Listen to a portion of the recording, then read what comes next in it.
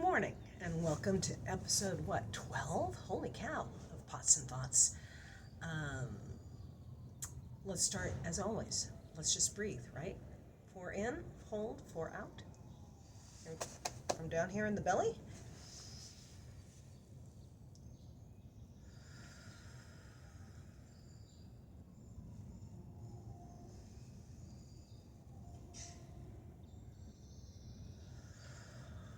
Just let your shoulders drop, get back in your body.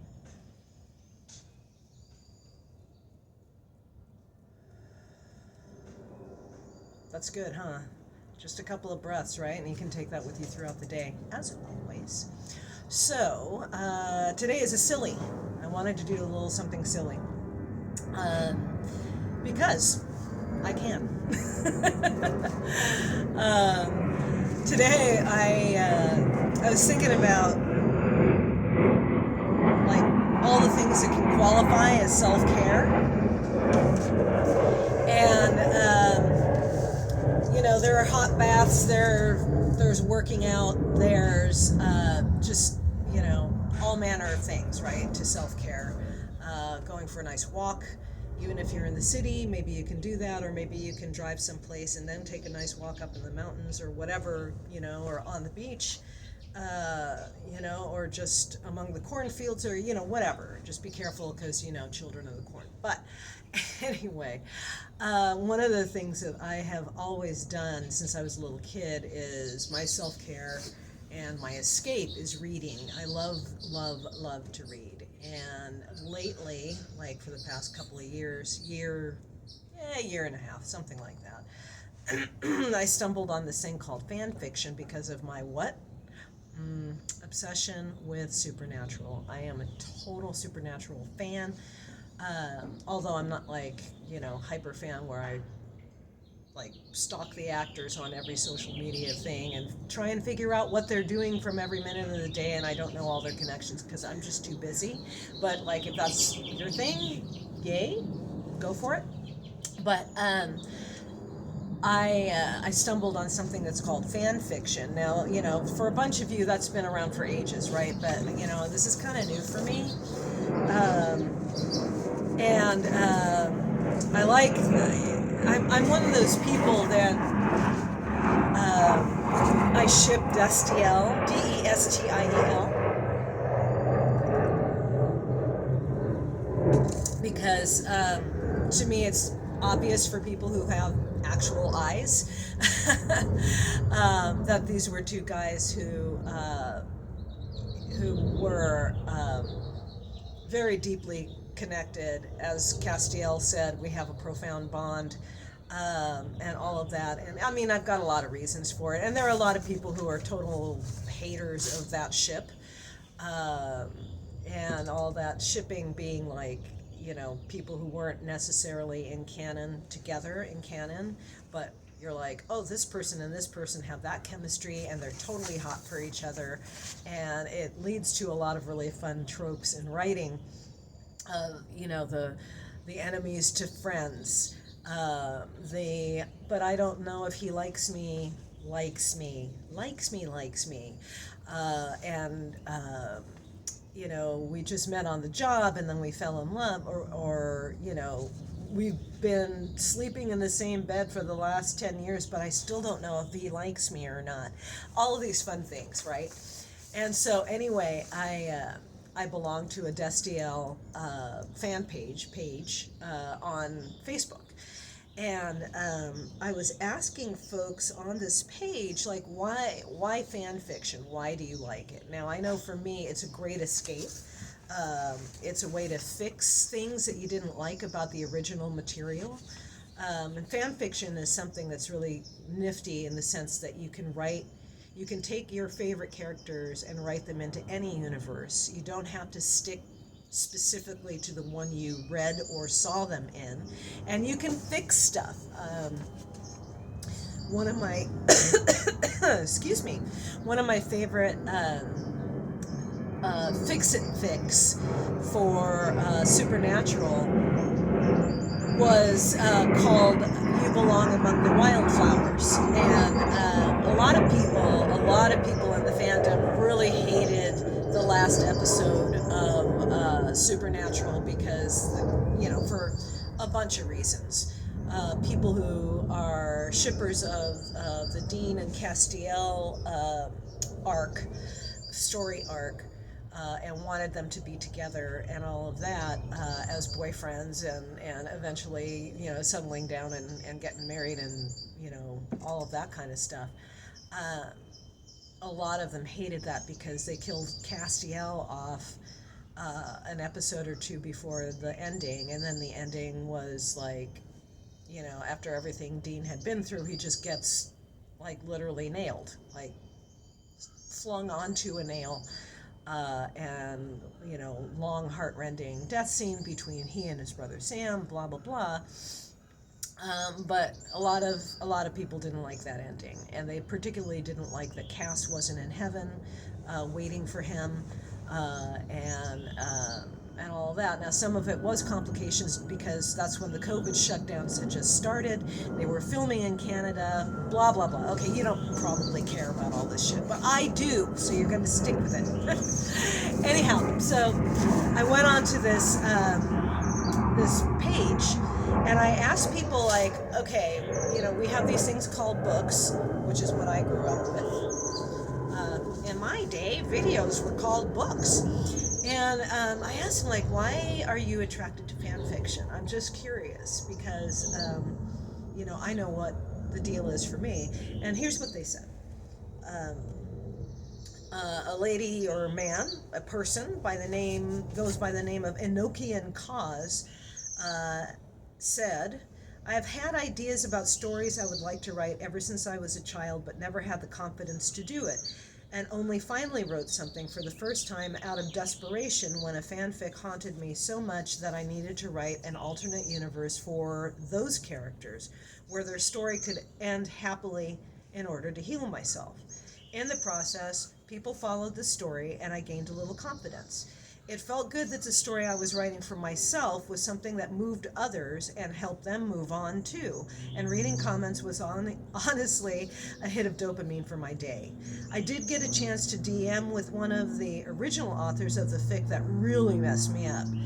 I fessed up about how beautiful I thought the story was, but also that I had started an alternate universe an alternate universe for personal healing, and they were very supportive of that, so that was a load off my conscience because I think their original work was important and so moving, and I had no wish to disrespect that.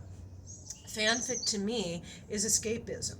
I'm awed by all the amazing talent in this fandom, Supernatural Destiel, and I love reading about those two beloved idiots falling in love over and over again in 100,000 different universes. I'm happy to be a part of that. Which, totally awesome, right? And Casey writes, I like fan fiction for the same reason I like any fiction. It's an escape. Reading has always been an escape for me. I think fan fiction has become so important to me because I already know and love the characters. The stories are all different, but in the end it's the same. A happy ending the show didn't give me. When I start a new fic, I'm not worried about if I will like the characters. I already know I do. It's very comforting and familiar. And I will have to say that a bunch of people said kind of the same thing, that they're comforting and familiar. I know the characters. And for me, in my opinion, just kind of observing what other people have said about fan fiction, I wanted to observe how interesting that is in terms of psychology and our societal state, I guess is the best way to put it. So why am I saying that?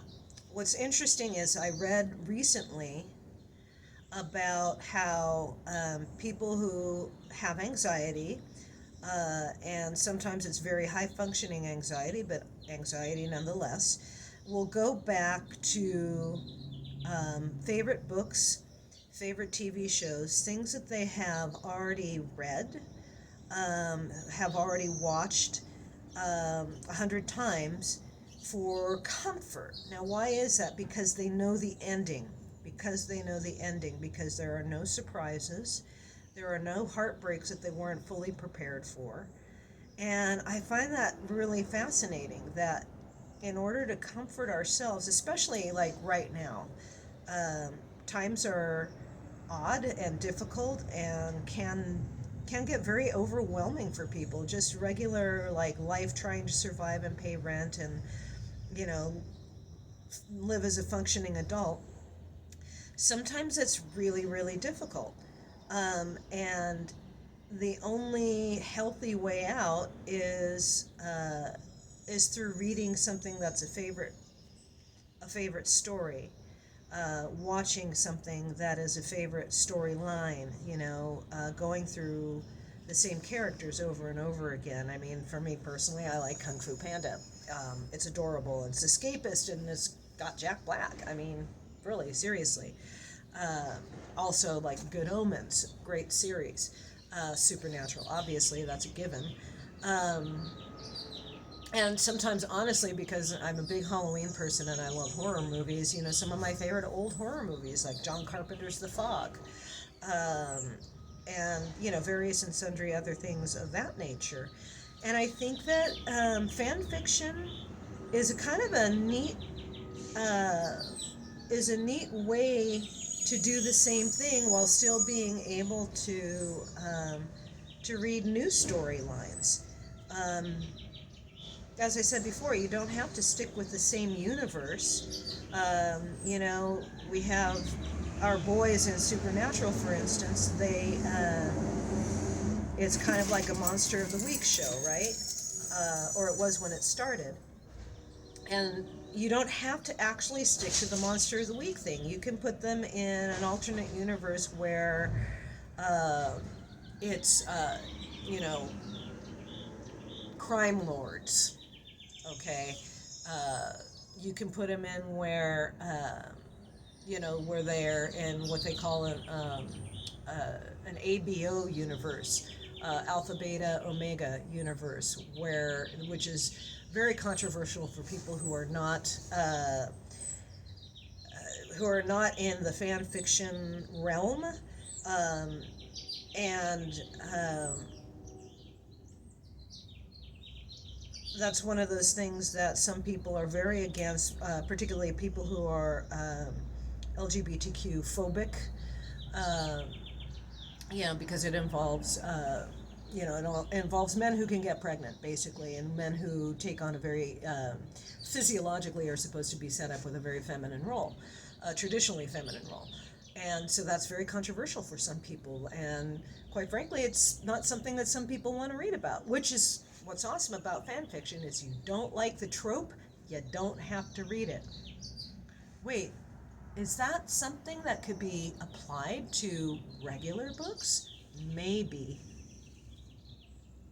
Anyway, so so it's kind of neat to be able to escape into that stuff, and have people rewriting things for for their own comfort and for the comfort of other people. And I think what's really quite amazing about this,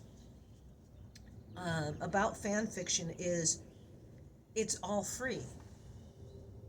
It's all free. You don't have to pay for it.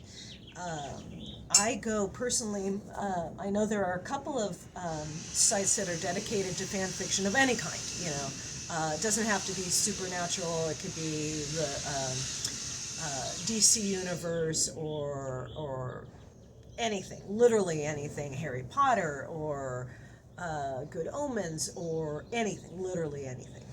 And So I go to Archive of Our Own for my fix, and it's like I said, it's all free. Here are people who are writing about characters that they love deeply, and they're creating all of these alternate worlds and situations, and some of these are really quite literally novel length, and a couple of folks have I'm like I'm stunned. Like basically, they've written like 2 books worth of material, like complete books that are it's got to be hundreds of pages long. Um, I forget, there are a couple of them that I really loved, and of course, I don't know, I can't recall the name of them off the top of my head, but like there's another alternate universe where Cass and Dean meet, and it's the fiction is set during World War II, and effectively starts on D-Day on Omaha Beach. And the person who wrote this fiction clearly did their research on World War II, on Omaha Beach, on all of it, and really captured the events of the time, the overall feeling of the time. They caught how the characters would at that time be interacting with other people, with other races, with other genders, with all of that stuff, and it's just really, to me, it's an unbelievably great resource for escapism and all of that stuff. And yeah, granted, fan fiction has got a reputation for just, well, it's all just smut, which it is not. Yes, there is. There's a bunch of smut there. But you have ratings that you can tune. Just like when you go to a movie, it's rated G or PG-13 or R, or you can go to the X, right? And this is a very similar thing. And what I found interesting about it is they have tags on there, so that if you don't want to read about a particular topic or events, you can look through the tags and be like, oh yeah, no, that's not my thing. And again, it's just an amazing resource for just fun and escapism. So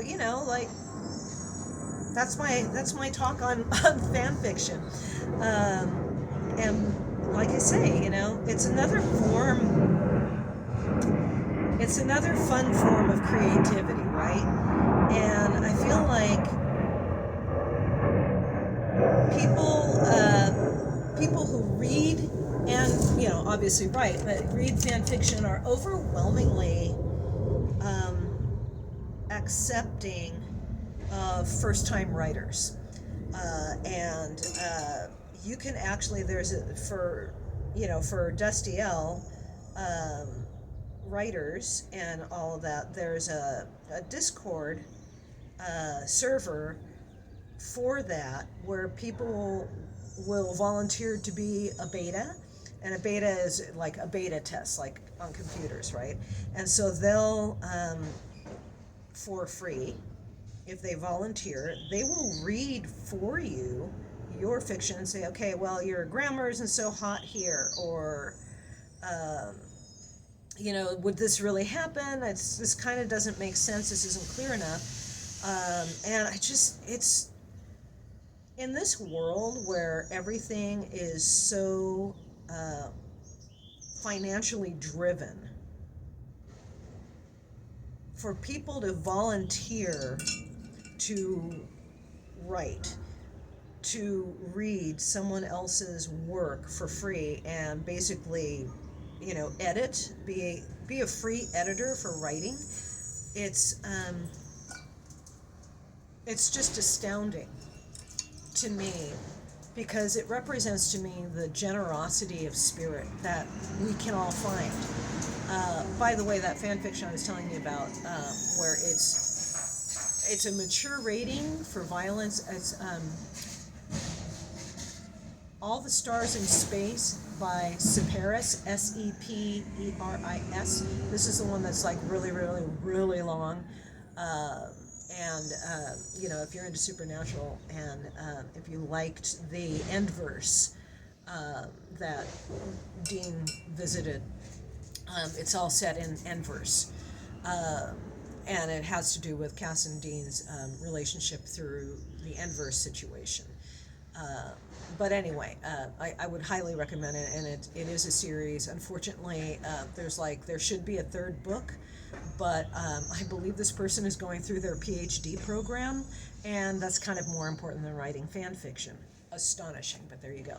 Anyhow, getting back to the generosity thing, I just think it's amazing that people will write things from their hearts and just put it out there into the universe, especially when the internet can be so very cruel, and say, here it is, I've torn this out of my heart, out of love and vulnerability, and here it is. Read it for free. And as I said, how overwhelmingly supportive people can be. And it gives me hope. It gives me hope for humanity. It really does. And I know it's just ridiculous for me to be making like those kinds of connections between human nature and fan fiction, of all things, something as seemingly frivolous as that. But I think it's just a wonderful situation, that people can do this, that people can be so generous of spirit that they can give gifts from themselves in this way and spend hundreds of hours working on these things, just for the rest of us to be able to enjoy. And I think we can all take a lesson from that. And I think we all should take a lesson from that, of being able to create something and not put a price tag on it, so that other people can have a better day, so that other people can have some solace in a very upsetting time of history, in what may be a very upsetting time in their lives. So I'm just going to leave you with that. And as always, please check me out on Patreon, on Instagram, on Tumblr. All of it is Shellhawk's Nest, Shellhawk's Creations, or just Shellhawk, SHELLHAWK. And check me out on all those places. I'm going to leave my link tree down here, and I'll leave various links. Also, especially, check out my Etsy shop, so that you can purchase your own stuff. And from my shop, I've got ceramics. I do have some jewelry available too for when it was too cold to be outside working. So please do pop by the shop and support art, support a tiny little business, and support handmade, because I think that's also important. And show you the latest thing that I'm going to be putting into the shop here after the first firing and second firing are done. And it's a new cup that I've been working on. I don't know if you can see it, and I know it's backwards, but it says, just breathe. So go through your day, and when you get a little tired or when you get stressed out, take that breath in, hold it, let it out, and just breathe. Have a great day. Take care.